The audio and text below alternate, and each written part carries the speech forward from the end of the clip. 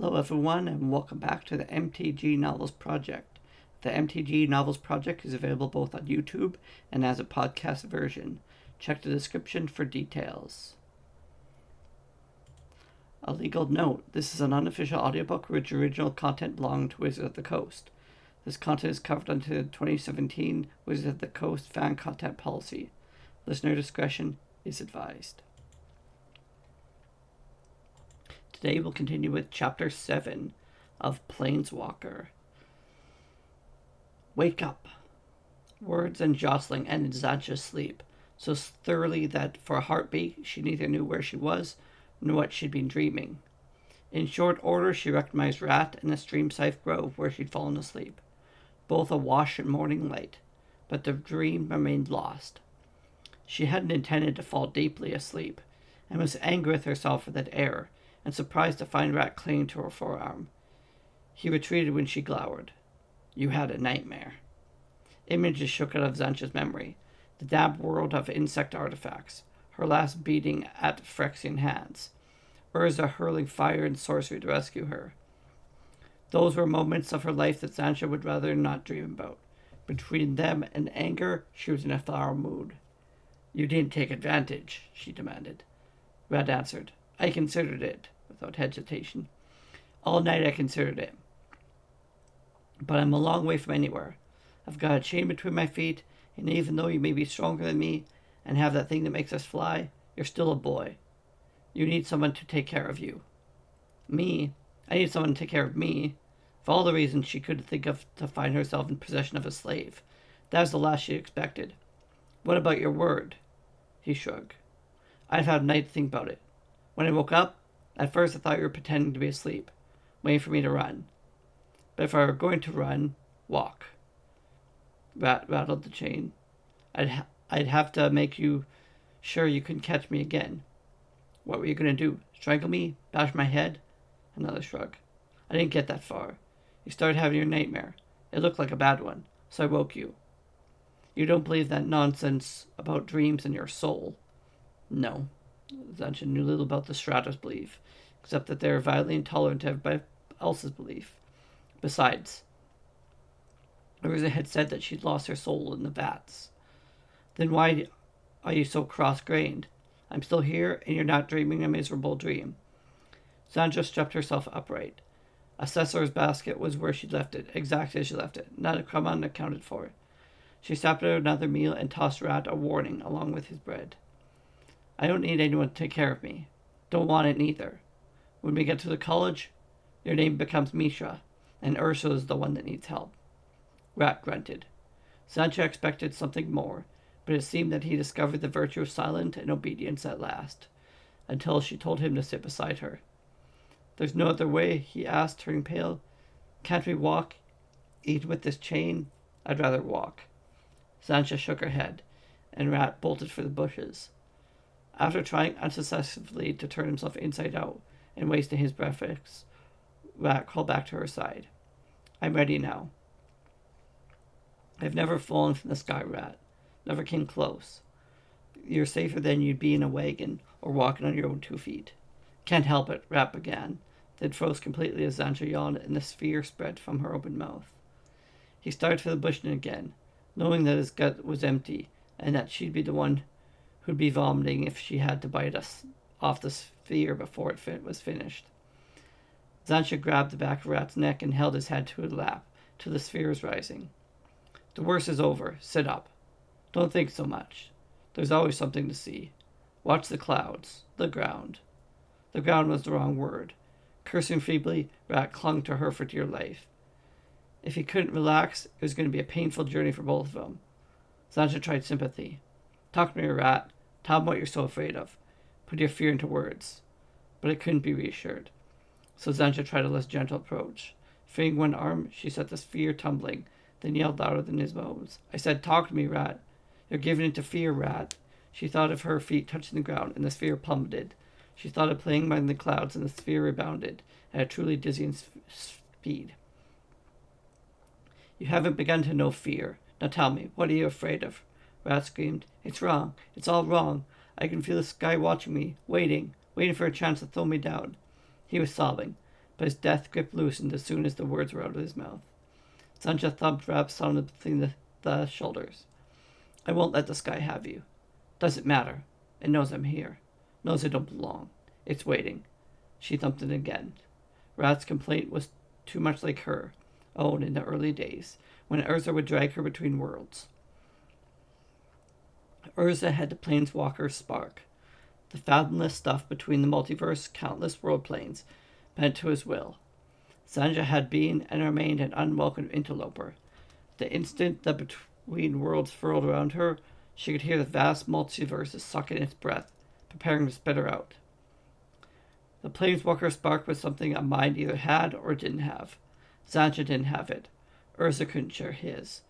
The cyst was the only stopgap that he'd ever to devise.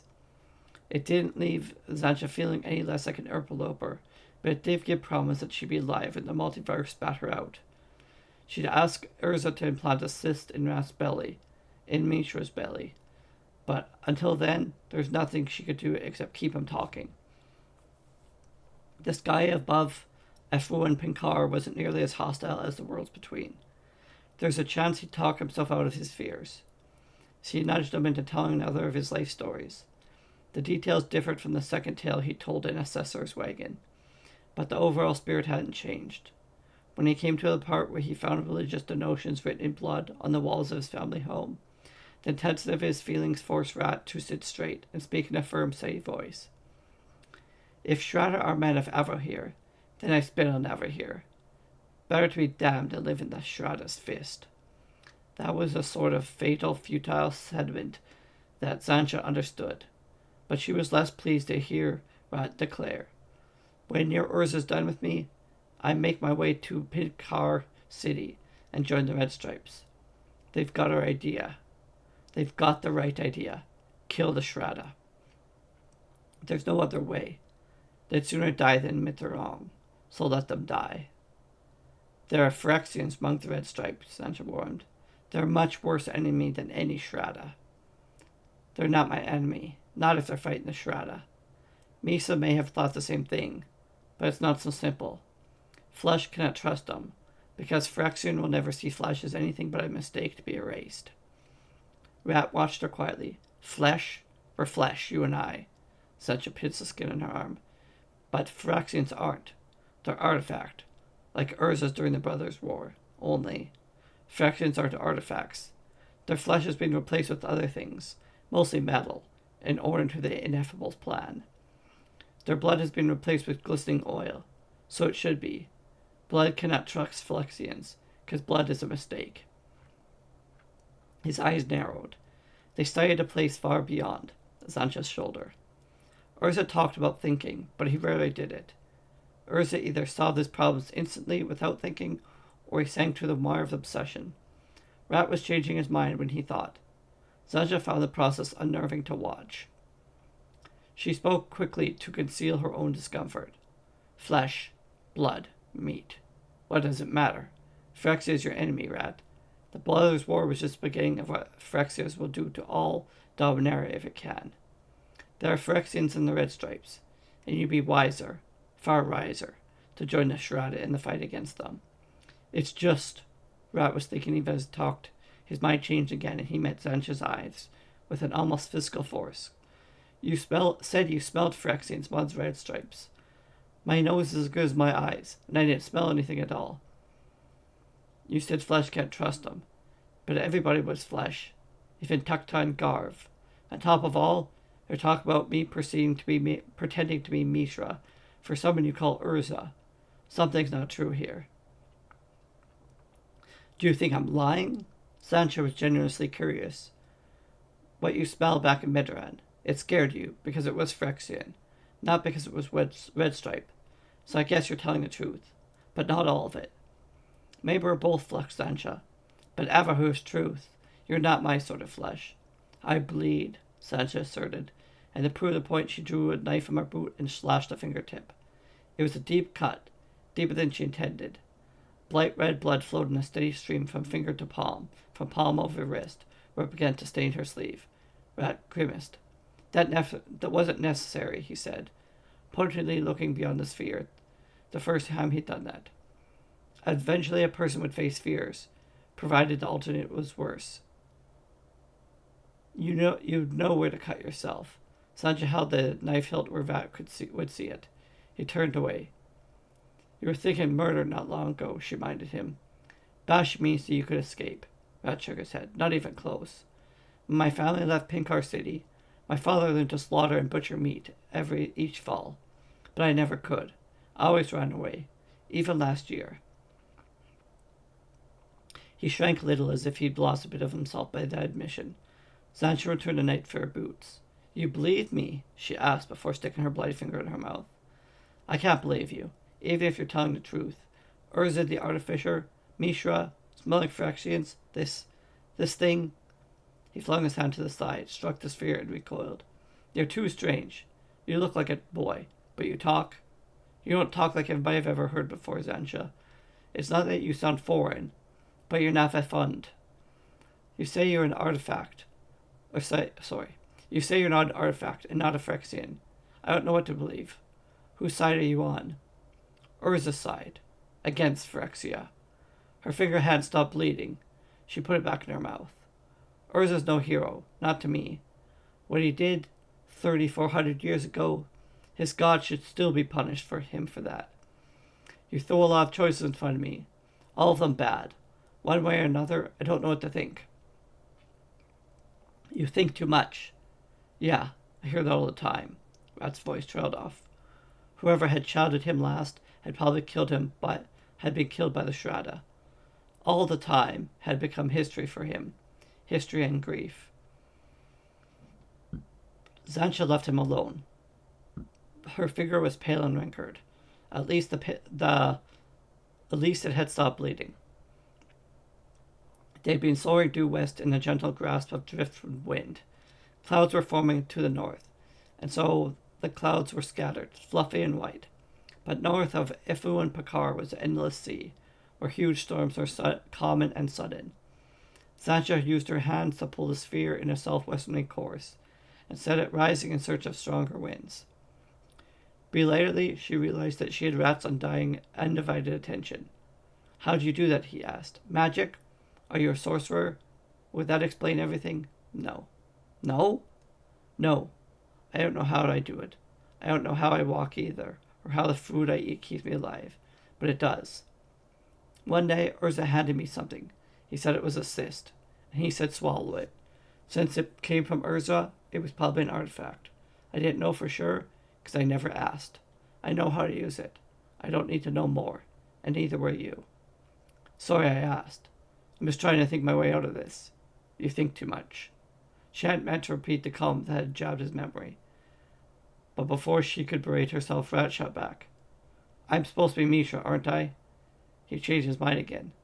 It was possible that a true flesh and blood man, not like Urza, couldn't think too much.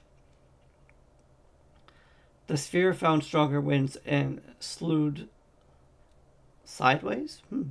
Never heard that before. The sphere found stronger winds and slewed sideways. Sancha needed full concentration to stop the tumbling. Rat curled up against her with his head between his knees. To the north, clouds billowed as she watched. It was unlikely that they could outrun the brewing storm, but they could cover a lot of territory before she had to get them to shelter. There would, however, be a price. It's going to be fast and a little bumpy while we ride the wind streams. You ready? Taking Rat's groan for assent, Sancha angled her hand west of the southwest, and the sphere leapt as if it had been shot from a giant's bow. If she'd been alone, Sancha would have pressed both hands against the sphere's inner curve and let the wind rust past her. She figured Rat wasn't quite ready for such exhilaration, and kept her guiding hand sheltered in her lap. The northern horizon became a white mountain range, whose highest peak was beginning to spread and flatten against invisible ceiling. Someone's going to get wild weather tonight, Sancha said to her unresponsive companion. Maybe not us, but someone's going to be begging Avahir's mercy. She guided the sphere higher. Beneath them, the ground resembled one of Ursa's tabletops, even flatter and emptier. A few roads, like rusty wire, were spring-green fields, a palisaded villages, about 10 homesteads tucked in a stream bed. Zancha considered her promise to replace Rat's rags and implicitly to have his feathers removed. If she had set the sphere down, the storm might keep coming down until tomorrow. If she kept the sphere cuddling, they'd cut a half day or more of the journey. And by amount of the snow rising from the village, the inhabitants were burning their fields. Hardly a good time for strangers to show up asking for favors. Zancha swiveled her hand south of southwest, and the fair bounced into a new attack. Wait! Rat shouted at Zanka's ashes. Wait, that's our village. Can't you see? It's on fire. She looked again. Rats were right. Villages were in burnings. Roofs were. All the more reason to stay on the south by southwest course, away from trouble. Zancha, it's a Strata. It's gotta be. Red Strikes came looking for bribes, but don't destroy the villages. We can't just leave. You can't. People are dying down there. I'm not a sorcerer, Rat. I'm not Urza. There's nothing I can do except get myself and you killed. We can't turn our backs. We're no better than the Strata, no better than the Phyrexians if we do that. Rat had a real knack for getting under Zancha's skin, a dangerous mixture of arrogance and charm, just like the real Misha. Zancha was about to disillusion her companion when a revelation that she was Phyrexian, when he heaved himself towards the burning village. The sphere wasn't Rat's to command. It held to Urza's chosen course, as it must have known it would. Rat didn't seem the sort who'd sacrifice himself to prove a point, but he set the spear tumbling. Everything was knees, elbows, food, and a sword before Zancha got them sorted out. Don't you ever do that again. Rat accepted the challenge. This time, Zancha split his upper lip and planted his knee on his groin before she started the sphere. We're going home to Urza. He's got the power to settle this. Too damn late. People are dying down there. Rat flung himself, but Zancha was ready this time, and the sphere scarcely bounced. I'll drop you if you don't settle yourself. Then drop me. You'll die. I'd rather be dead on the ground than alive up here. Rat grabbed the scabbarded sword, with his full weight behind a hilt, plunged it through the sphere. Zancha reeled from the impact. She had known the damage to the sphere meant sharp pain, radiating from the cyst in her gut. She could have lived another 3,000 years without that particular bit of knowledge. She cocked her fist for a punch that would shatter Rat's jaw. Go ahead, he snarled defiantly. Tell your precious Urza that you killed his brother a second time. Zancha lowered her hand. Maybe she was wrong about his willingness to sacrifice himself. But then they were drifting away from the village, and nothing but Zancha would put them in a course for the flames. The closer they got, the clearer it was that Rat had been right. The north wind brought screams of pain and terror. Born folk were dying. When they were several hundred paces from the wood palisade, a young woman ran through the broken gate, her hair and hems billowing behind her. A sword-wielding thug in pursuit. Woman and thug both stopped short when they saw the two strangers hovering in midair. Waste not, want not, Zancha muttered. She thought, collision, and now. The cyst in her stomach blew fire strikes, but the sphere plunged like a swooping hawk. It collapsed the instant it touched the gate-mouthed thug, leaving Zancha to strike with sufficient force to knock him unconscious.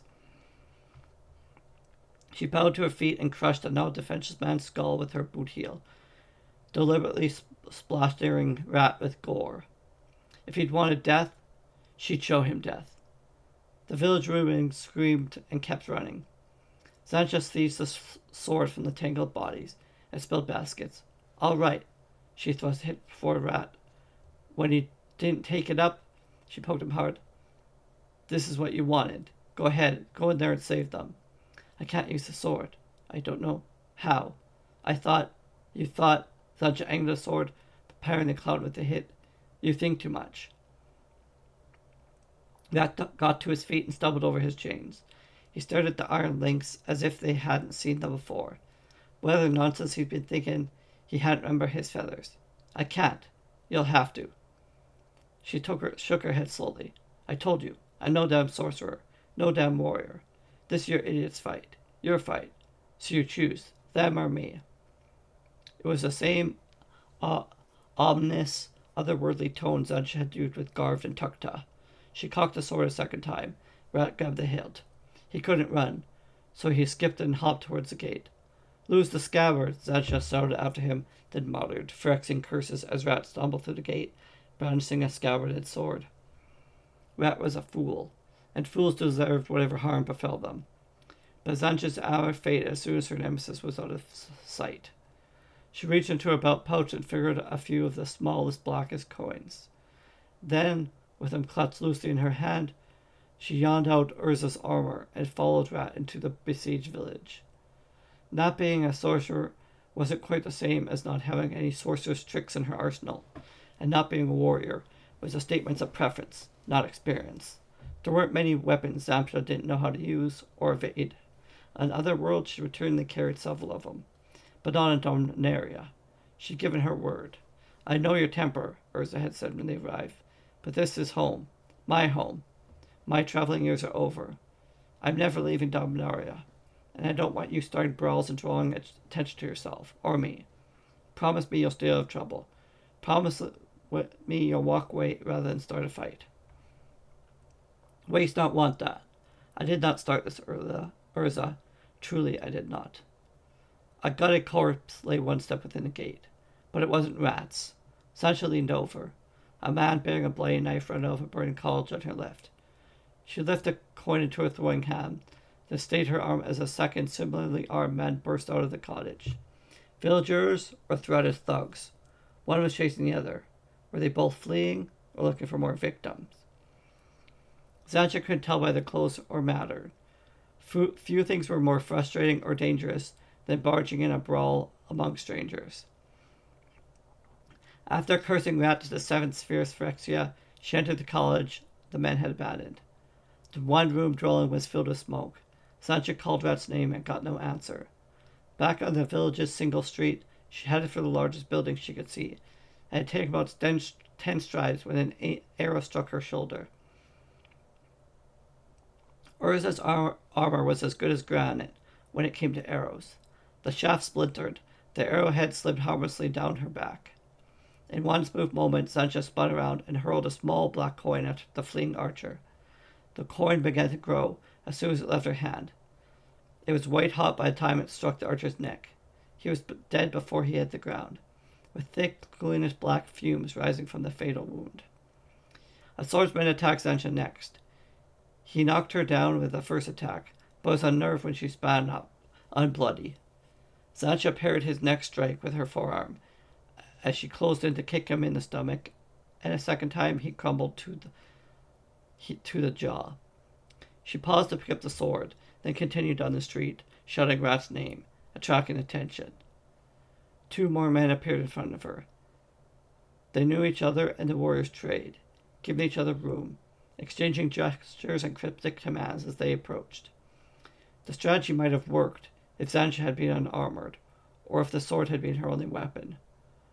Her aim with the coin wasn't as good as with her offhand weapon.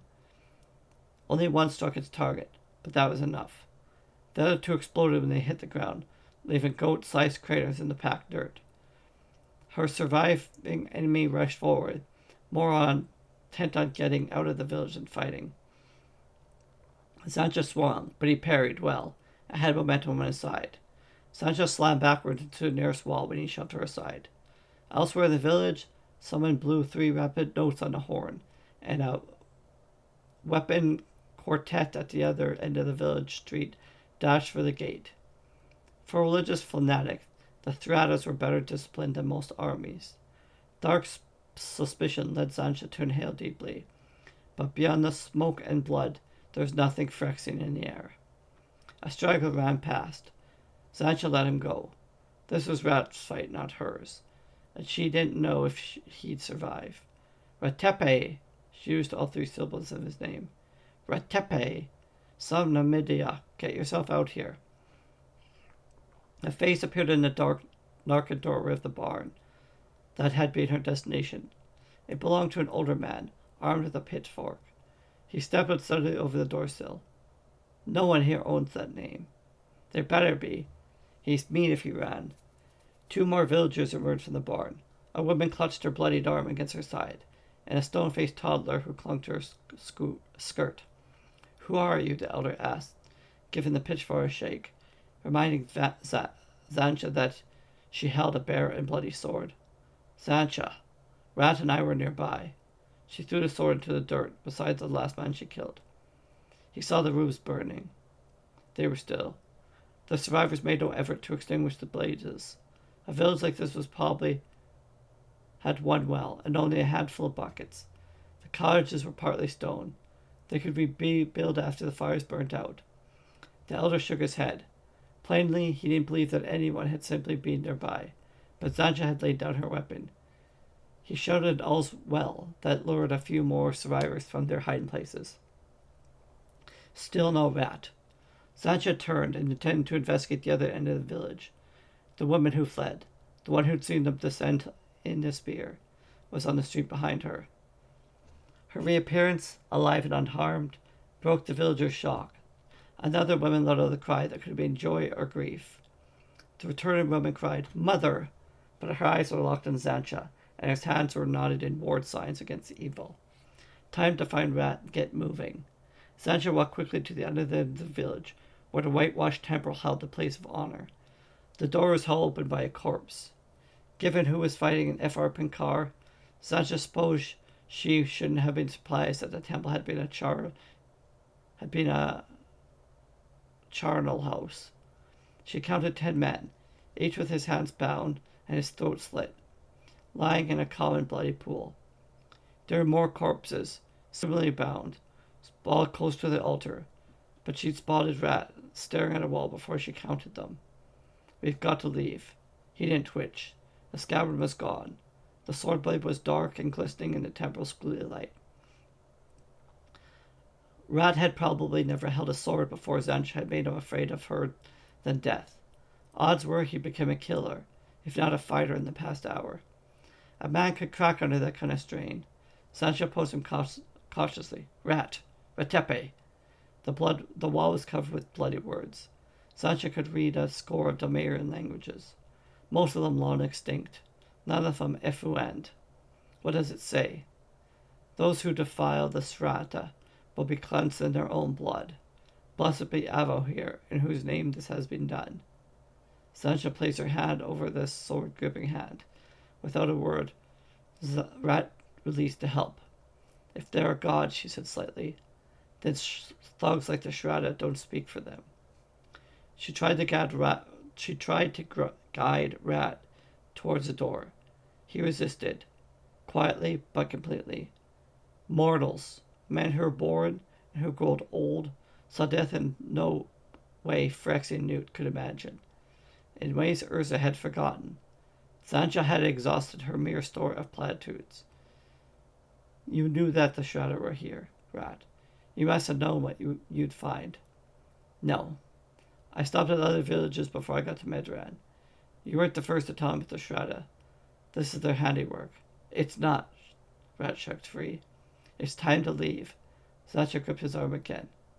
Rat was like a serpent, but did not harm her, only because Zancha was a hair's breadth faster in jumping away.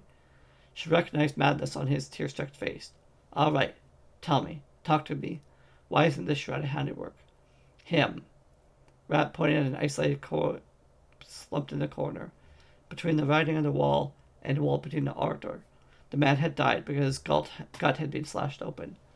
But he had other wounds, many other wounds, none of which had bled appreciable.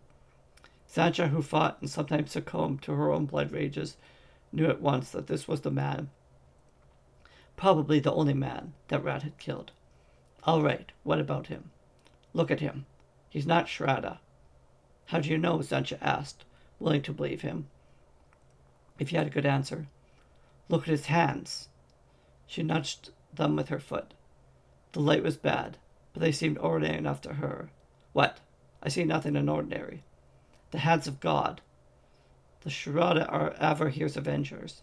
They tattooed their hands with shrouded verses from Avarhir's holy book. Maybe he was a new recruit." Rat shook his head vigorously. "It's more than his hands. He's clean-shaven. The Shrouded never cut their beards."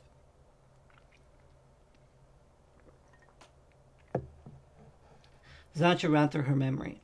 Since she'd arrived in Ephraim Picard, the only clean-shaved men she'd seen had been Medran, wearing red tunics.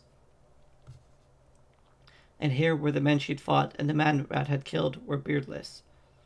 So it's not the Shredder after all. It's red stripes pretending to be the Shredder, she asked.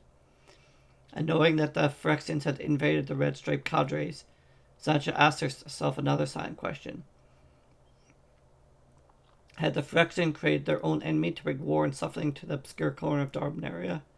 If so, they'd learned considerable subtleties, since Gix destined out to sleep upon another world. Rat's head continued to shake.